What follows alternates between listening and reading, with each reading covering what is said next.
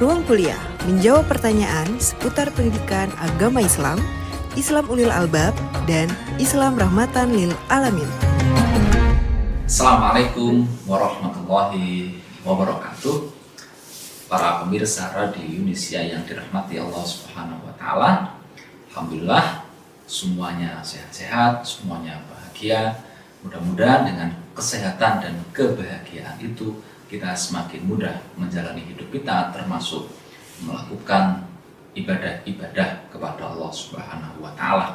Karena memang sejatinya tujuan hidup manusia adalah untuk beribadah, untuk mengabdi kepada Allah Subhanahu wa taala. Wa ma khalaqtul jinna wal insa illa liya'budun. Bagaimana kita bisa melakukan ibadah itu? Setidak-tidaknya kita banyak mendapatkan informasi dan ajaran Islam yang kemudian dibawa dan disampaikan oleh Rasulullah Shallallahu Alaihi Wasallam. Pada episode kali ini saya akan berbagi refleksi, saya akan berbagi pengalaman dan pengetahuan saya terkait dengan bagaimana cara kita meneladan akhlak Rasulullah. Ya. Meneladan akhlak Rasulullah itu adalah mengambil inspirasi dari apa yang sudah dilakukan oleh Rasulullah semasa hidupnya. Yang paling mudah sumber referensi yang bisa kita jadikan rujukan untuk menggali bagaimana Rasulullah menjalani kehidupan sehari-hari ada dua setidak-tidaknya. Yang pertama, kita bisa mempelajari sunnah-sunnah beliau dari sirah-sirah nabawiyah, dari sejarah-sejarah yang bercerita tentang hidup beliau.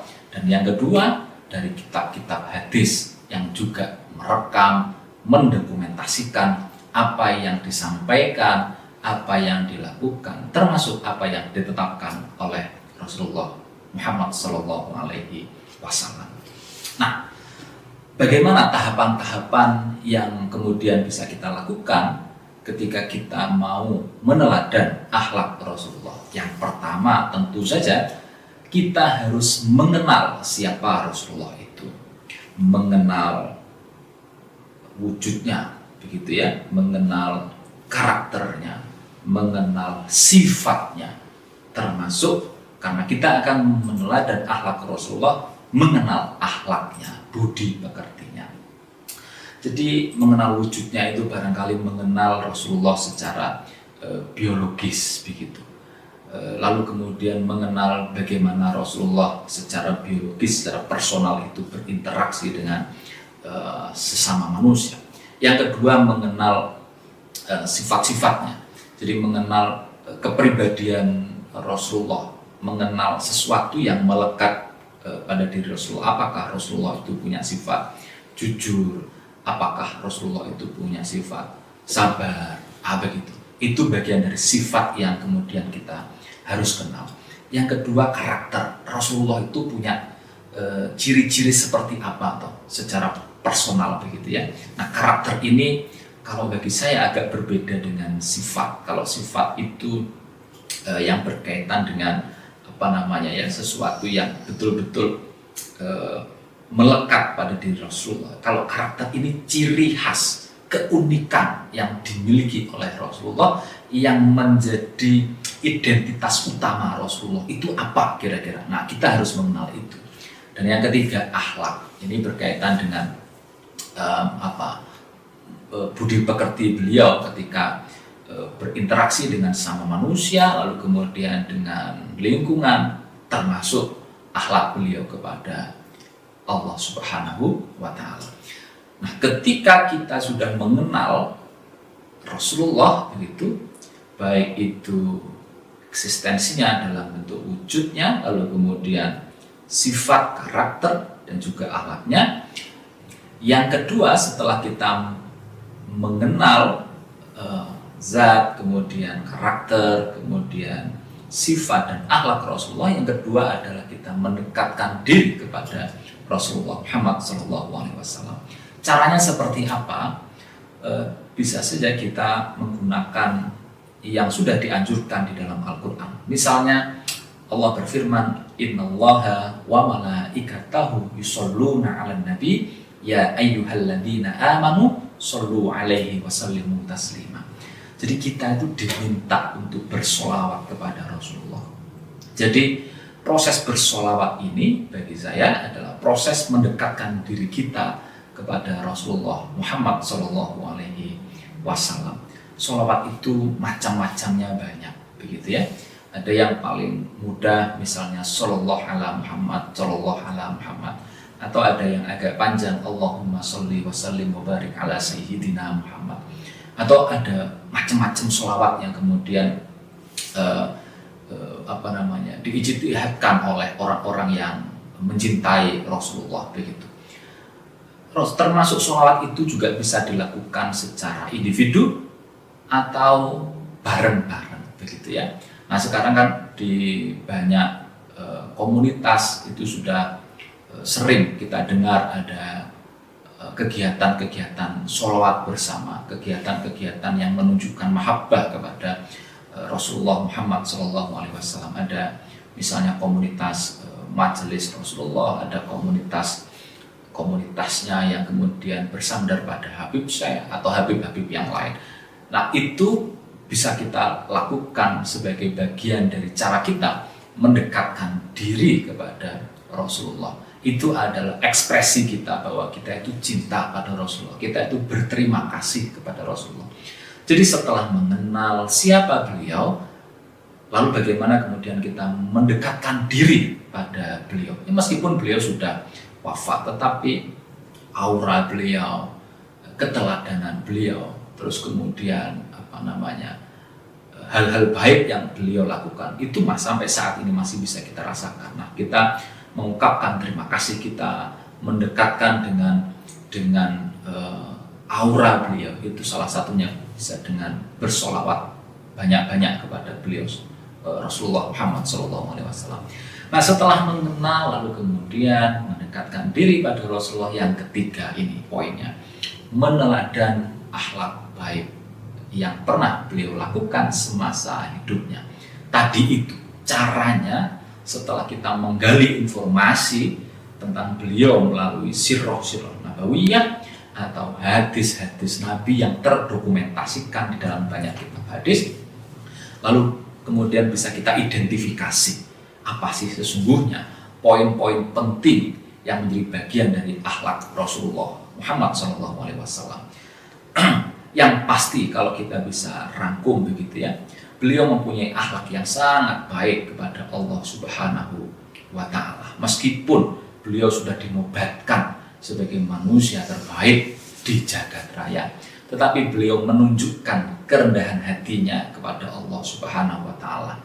Meskipun beliau sudah dijamin bahwa kelak beliau akan masuk surga, begitu ya, tapi beliau tetap kemudian melaksanakan ibadah-ibadah yang bersifat individual ataupun ibadah-ibadah yang bersifat sosial, untuk menunjukkan kerendahan hati beliau, untuk menunjukkan bahwa Nabi Muhammad itu juga makhluknya Allah. Nabi Muhammad itu juga bagian dari umat Islam yang kemudian punya kewajiban yang sama dengan manusia muslim lainnya untuk beribadah kepada Allah. Jadi itulah akhlak Nabi Muhammad atau Rasulullah kepada Allah Subhanahu wa Ta'ala.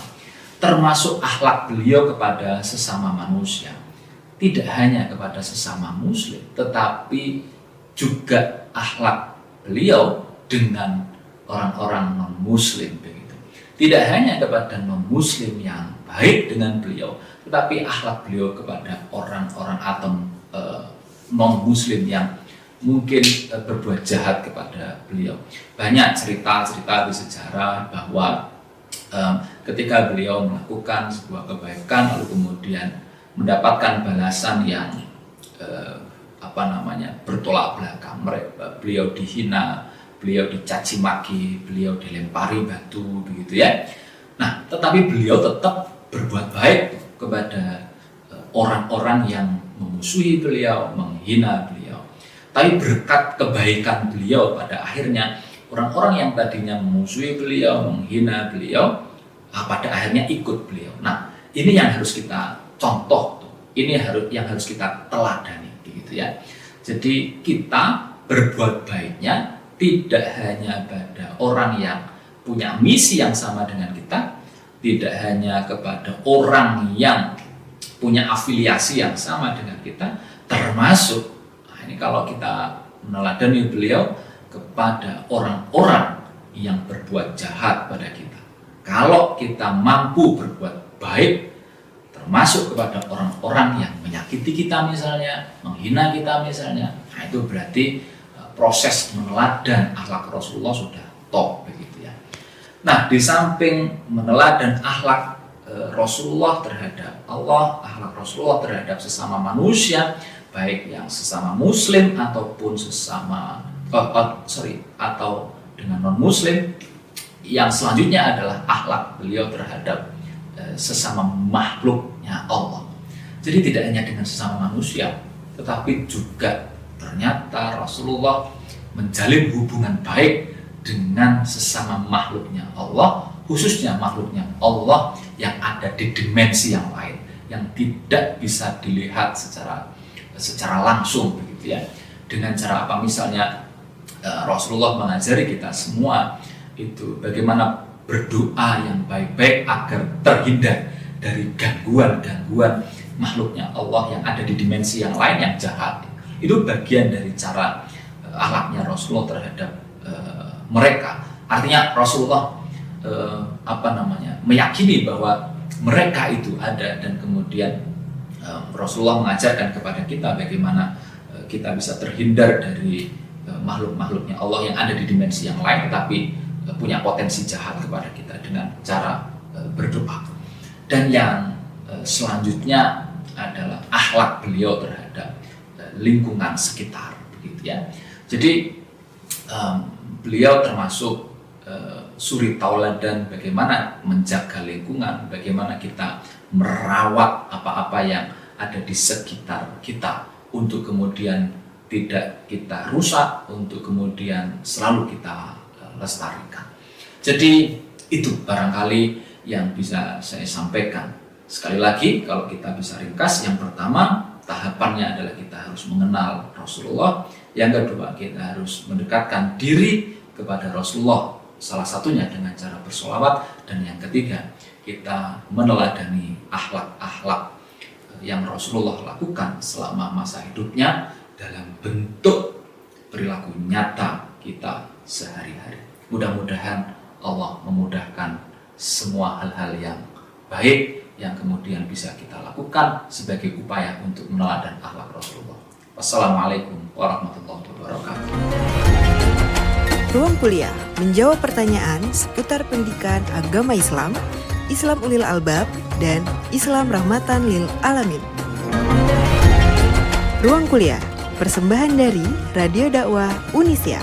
Suara kebaikan, inspirasi kehidupan.